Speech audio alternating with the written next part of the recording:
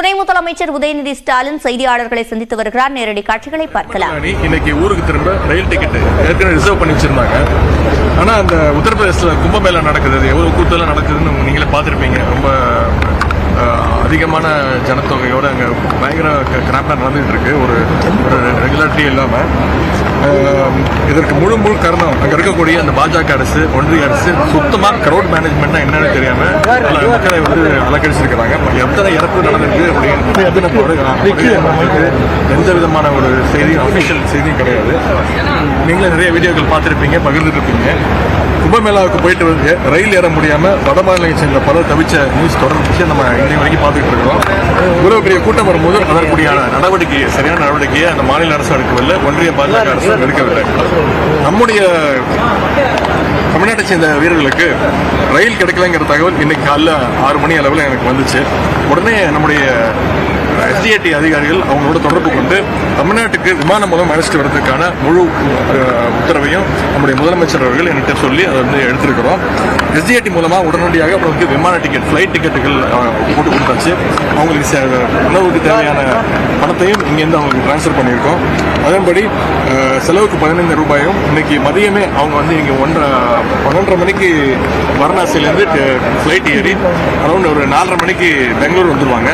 பெங்களூர்லேருந்து 8 மணிக்கு ஃபிளைட் கிளம்பி 9 மணிக்கு அத்தனை தமிழ்நாட்டு வீரர்களும் பத்திரமாக 9 மணிக்கு சென்னைக்கு வந்துடும். இந்த நிலுவைத் தொகையை பெறுவதற்கு மீண்டும் அடுத்த கட்டமா என்ன முடிவுகள் என்ன சொன்னேங்க, எங்க தலைவரோட பேசி முடிவு எடுப்போம். தலைவர் எடுக்கிற முடிவு தான். எந்த கட்சி கூட்டணிக்கும் எங்களுடைய தோழமை கட்சிகள்லாம் இருக்கிறாங்க, அவங்கள சேர்ந்து முடிவு எடுப்பாங்க. இன்னைக்கு மாலை எங்களுடைய இளைஞரணி அமைப்பாளர், துணை அமைப்பாளர் கூட்டம் இருக்கு.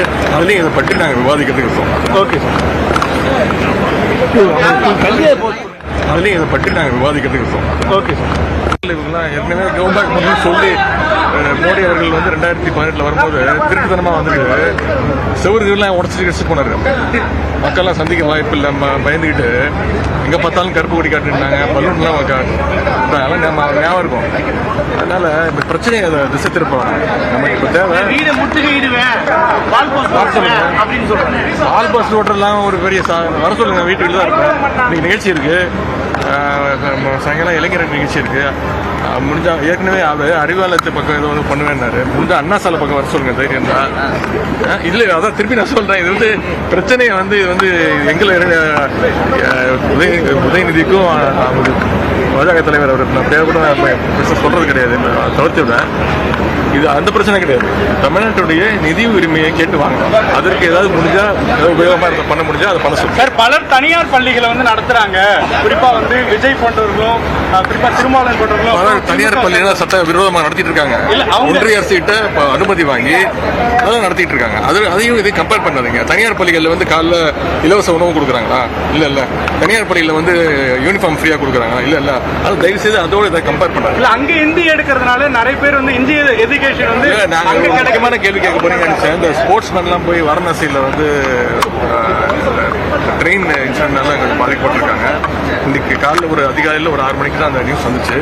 இந்த உத்தரப்பிரதேச மாநிலத்தில் வந்து மாற்றுத்திறனாளிகளுக்கான இந்த சிறப்பு கிரிக்கெட் போட்டி நடந்து கொண்டிருக்கிறது.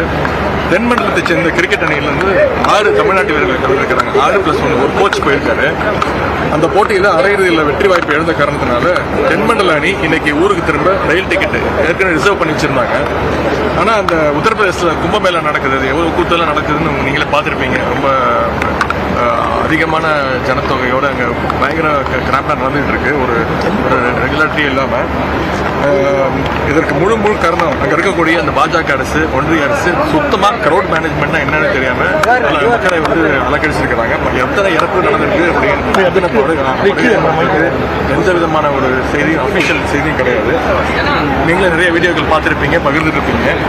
கும்பமேளாவுக்கு போயிட்டு வந்து ரயில் ஏற முடியாம வட மாநிலங்களை சேர்ந்த பலர் தவிச்ச நியூஸ் தொடர்ந்து நம்ம இன்னைக்கு வரைக்கும் பார்த்துட்டு இருக்கோம். இவ்வளவு பெரிய கூட்டம் வரும்போது அதற்குரிய நடவடிக்கையை, சரியான நடவடிக்கையை அந்த மாநில அரசு எடுக்கவில்லை, ஒன்றிய பாஜக அரசு எடுக்கவில்லை. நம்முடைய தமிழ்நாட்டை சேர்ந்த வீரர்களுக்கு ரயில் கிடைக்கலங்கிற தகவல் இன்னைக்கு காலைல 6 மணி அளவில் எனக்கு வந்துச்சு. உடனே நம்முடைய SDAT அதிகாரிகள் அவங்களோட தொடர்பு கொண்டு தமிழ்நாட்டுக்கு விமானம் மூலம் அழைச்சிட்டு வரதுக்கான முழு உத்தரவையும் நம்முடைய முதலமைச்சர் அவர்கள் என்கிட்ட சொல்லி அதை வந்து எடுத்திருக்கிறோம். SDAT மூலமா உடனடியாக அவங்களுக்கு விமான டிக்கெட், ஃபிளைட் டிக்கெட்டுகள் போட்டு கொடுத்தாச்சு. அவங்களுக்கு உணவுக்கு தேவையான பணத்தையும் இங்கேருந்து அவங்களுக்கு டிரான்ஸ்ஃபர் பண்ணியிருக்கோம். அதன்படி செலவுக்கு 15 ரூபாயும் இன்னைக்கு மதியமே அவங்க வந்து இங்கே 12:30 மணிக்கு வாரணாசியிலேருந்து ஃப்ளைட் ஏறி அரௌண்ட் ஒரு 4:30 மணிக்கு பெங்களூர் வந்துடுவாங்க. பெங்களூர்லேருந்து 8 மணிக்கு ஃப்ளைட் கிளம்பி 9 மணிக்கு அத்தனை தமிழ்நாட்டு வீரர்களும் பத்திரமாக 9 மணிக்கு சென்னைக்கு வந்துடுவாங்க. இந்த நிலுவைத் தொகையை பெறுவதற்கு மீண்டும் அடுத்த கட்டமா என்ன முடிவுகள் என்ன சொன்னேங்க, எங்க தலைவரோட பேசி முடிவெடுப்போம். தலைவர் எடுக்கிற முடிவு தான். அனைத்து கட்சி கூட்டணி எங்களுடைய தோழமை கட்சிகள்லாம் இருக்கிறாங்க, அவங்கள சேர்ந்து முடிவெடுப்பாங்க. இன்னைக்கு மாலை எங்களுடைய இளைஞரணி அமைப்பாளர் துணை அமைப்பாளர் கூட்டம் இருக்கு, அதுலயும் இதை பற்றி நாங்கள் விவாதிக்கிறதுக்கு இருக்கோம். Okay sir. ஏற்கனவே கவர்மெண்ட் சொல்லி முடிந்தால் அண்ணாமலை கல்விக்கான நிதியை தமிழகத்திற்கு கொண்டு வரட்டும் என்று உதயநிதி ஸ்டாலின் தற்போது கூறியிருக்கிறார்.